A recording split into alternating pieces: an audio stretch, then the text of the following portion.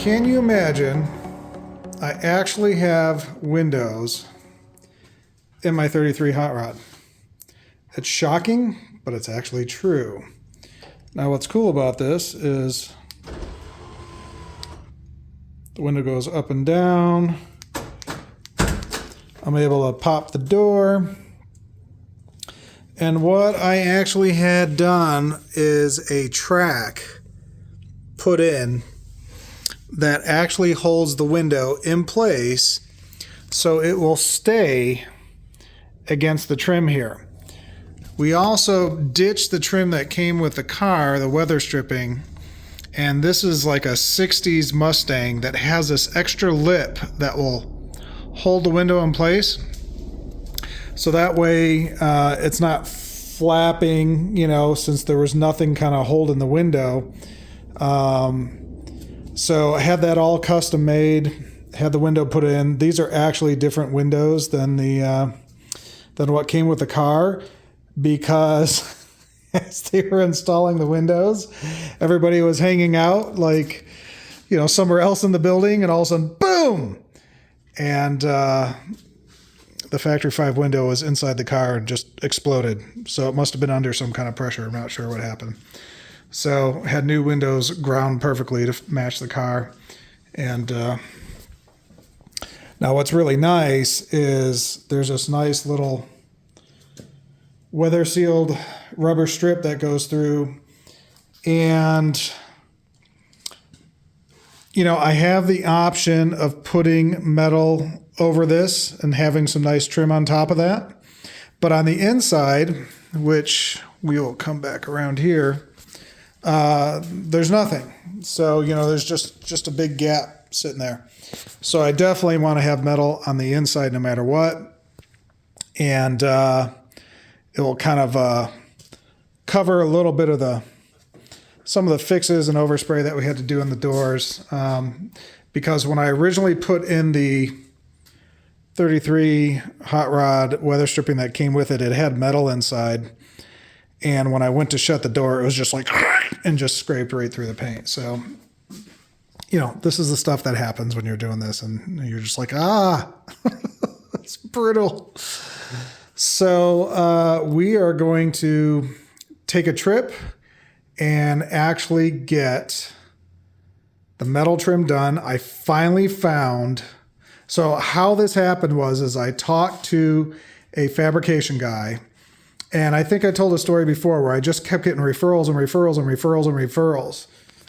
So after all these referrals, I finally got a guy that came over here and he said, you know what?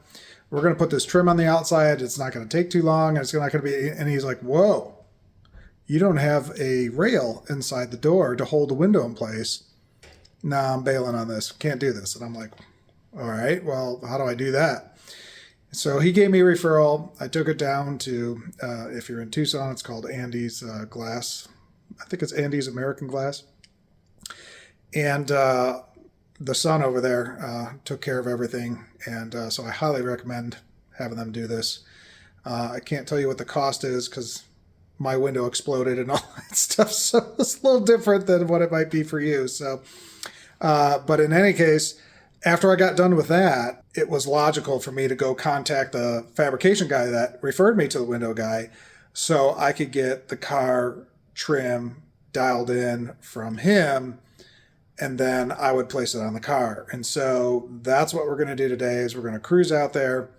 It's about 30 minutes away and make up some finished pieces for the car. So I'm really excited about this, and let's see what happens.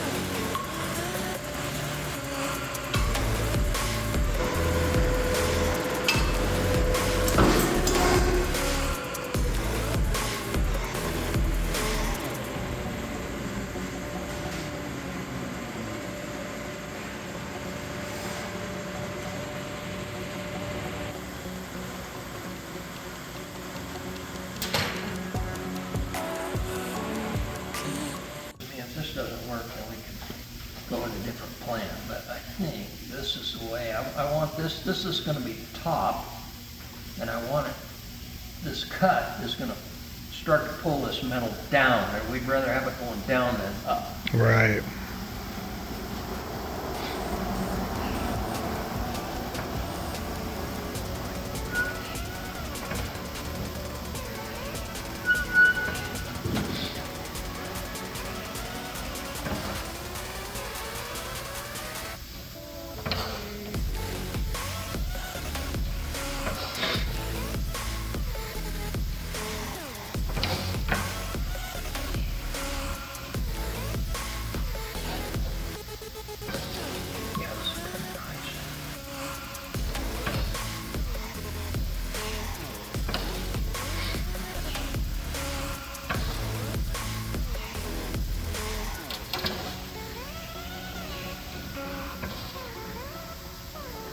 Let me know if you need me to grab anything.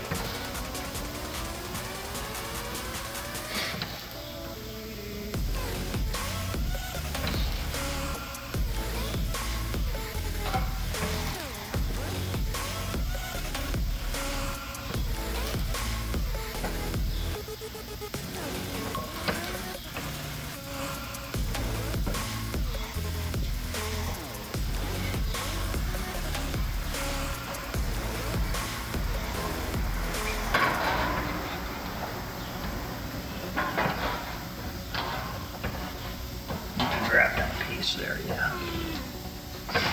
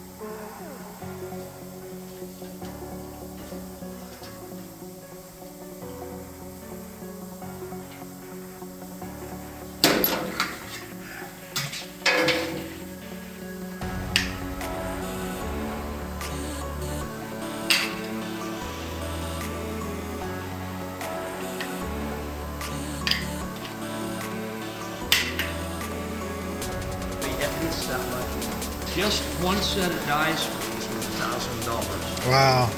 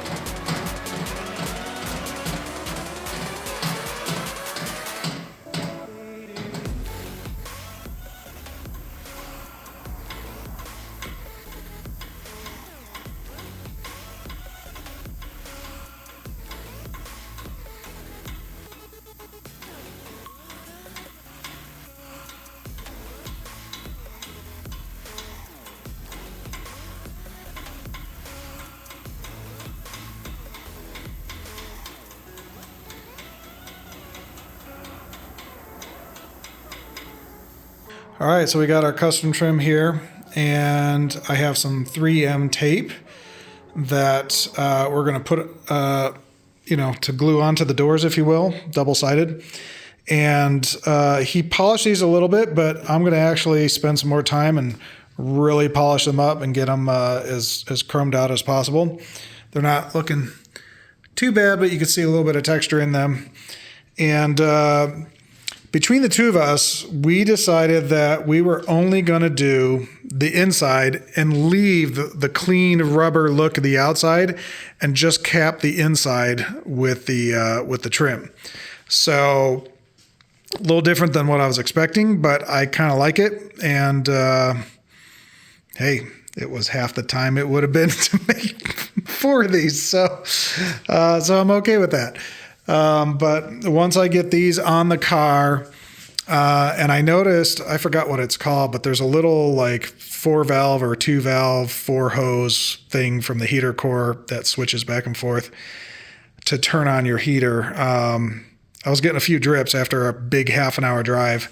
Oddly enough, after I drove back, I didn't get any drips. So it's kind of weird sometimes that things happen different ways. But in any case, I got to get this up and get under there and just kind of tighten those. And it's not because it was dry. There was no drips because it was dry. It's not that. So in any case, the other thing I wanted to say is, I put this tenderer in, and it's been working great. The one thing you have to watch out for is if your cables are going up a little too high, then you'll get some rub marks up here. So I do have to, I don't know if you can see it, but right there is a little bit of a fog. You can kind of see it right there. I just got to polish that out. But, little nuances that you don't expect. And you really don't, you don't really see it. So it's I'm surprised that happened. But in any case, we are going to get these polished and get them on the car. And really excited about that.